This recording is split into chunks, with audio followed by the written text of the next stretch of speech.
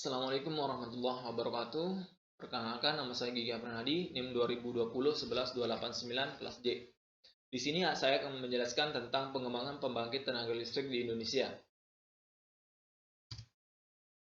Pusat pembangkit tenaga listrik di Indonesia terus mengalami perkembangan dari sisi kapasitas dan teknologi. Perkembangan pusat pembangkit tenaga listrik di Indonesia tidak lepas dari pertumbuhan penduduk dan ekonomi. Di Indonesia, pusat pembangkit tenaga listrik dibedakan berdasarkan sumber energinya, yaitu pembangkit tenaga listrik menggunakan fosil dan pusat pembangkit tenaga listrik menggunakan energi baru terbarukan atau EBT. Kemudian potensi energi terbarukan di Indonesia, beberapa provinsi di luar Jawa dan Sumatera memiliki potensi energi terbarukan yang begitu besar. Provinsi Kaltim, Kalbar, Kalteng, NTB, dan Papua memiliki potensi energi terbarukan yang masing-masing di atas 20 gigawatt. Nah, karena itu perencanaan penyediaan listrik di daerah tersebut seharusnya dapat memprioritaskan pemanfaatan energi terbarukan setempat. Dari sisi lain, kapasitas terpasang energi terbarukan di daerah tersebut masih sangat rendah, kecuali di Kalimantan Barat, yakni di bawah 1000 megawatt.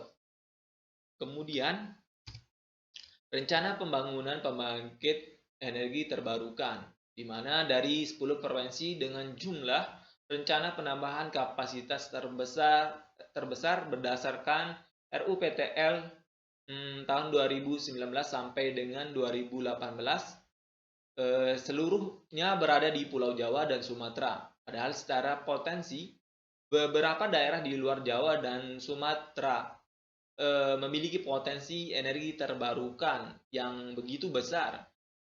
Rencana pembangkit energi terbarukan ini masih berfokus pada PLTA dan PLTF, meskipun komposisinya sudah lebih beragam dibandingkan kondisi terpasang saat ini. Kemudian, rencana umum energi daerah, di mana target kapasitas energi terbarukan per daerah tahun 2025 dirancang dalam RUED, yakni jauh lebih tinggi dan bervariasi sumbernya dibandingkan dengan rencana pembangunan pembangkit yang disusun oleh PLN sebelumnya. Hal ini mengindikasikan adanya keinginan pemerintah daerah untuk mengembangkan energi yang lebih besar dari rencana PLN. Adapun total rencana pembangunan pembangkit dari pemerintah daerah, adapun pembangunan yakni tertuang dalam RUED, yakni yang 34 provinsi mencapai 47.658 megawatt. Kemudian selanjutnya, ini di Indonesia potensi yang ada saat ini 431.745 megawatt dengan kapasitas terpasang di Indonesia ini sebesar 6.830 megawatt. Kemudian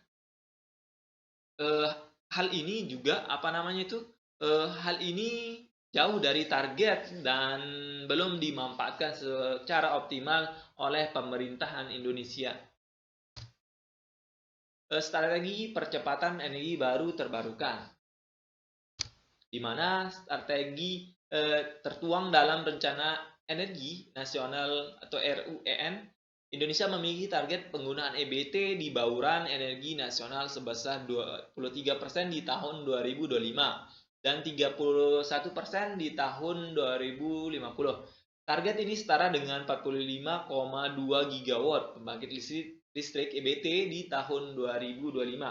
Sisanya merupakan kontribusi dari biopel, biomasa, biogas, dan fuel metan di sektor ketenaga listrikan. Indonesia memiliki tantangan yang besar. Per tahun 2017, kapasitas terpasang pembangkit listrik EBT baru 8,80 gigawatt hanya 2% terhadap 443 gigawatt total potensi EBT di Indonesia.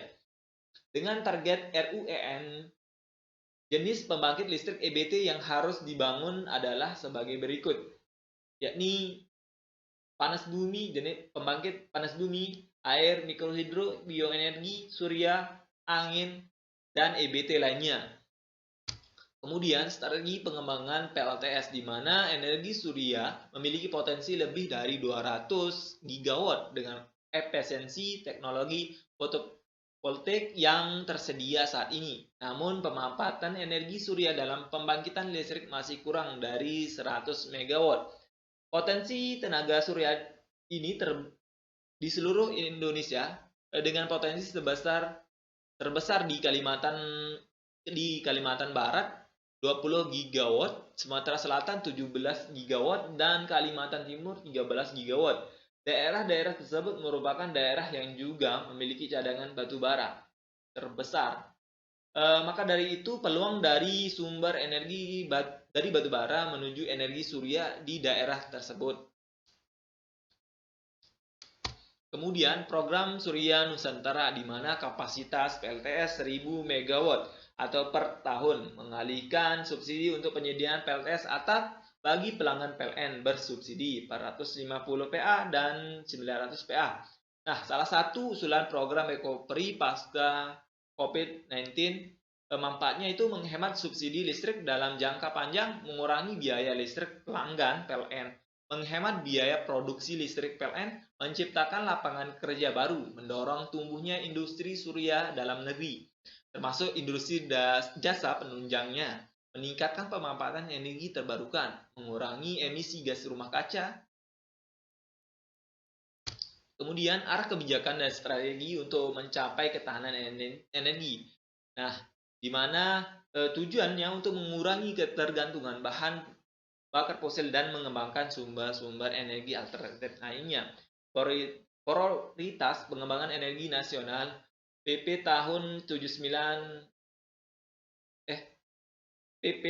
nomor 79 tahun 2014 memaksimalkan penggunaan energi terbarukan, minimalkan penggunaan minyak bumi, optimalkan pemanfaatan gas bumi dan energi baru, menggunakan batu bara sebagai pasokan energi nasional, pemanfaatan nuklir sebagai pilihan terakhir. Kemudian kendala pengembangan energi baru terbarukan, di mana harga keekonomian yang wajar, tata kelola pengembangan PLT, EBT, termasuk permasalahan perizinannya, pengadaan lahan. Keempat, keterbatasan infrastruktur jaringan transmisi distribusi listrik PLN. Akses kepada pendanaan yang murah, PPA tidak bankable. Kemudian langkah upaya peningkatan EBT, di mana pemerintah untuk mendorong proyek pengembangan EBT adalah dengan mendorong skema kerjasama pemerintah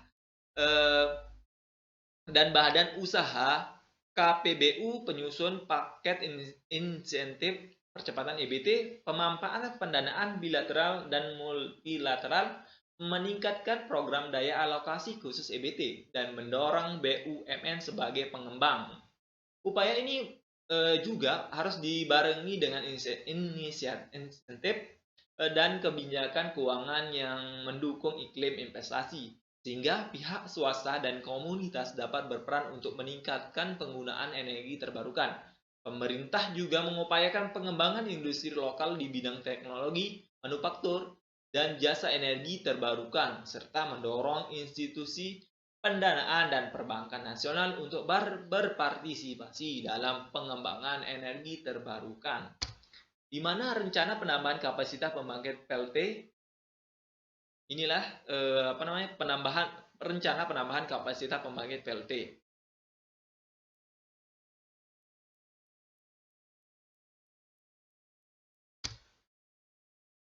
Terima kasih. Kurang lebihnya mohon maaf. Assalamualaikum warahmatullahi wabarakatuh.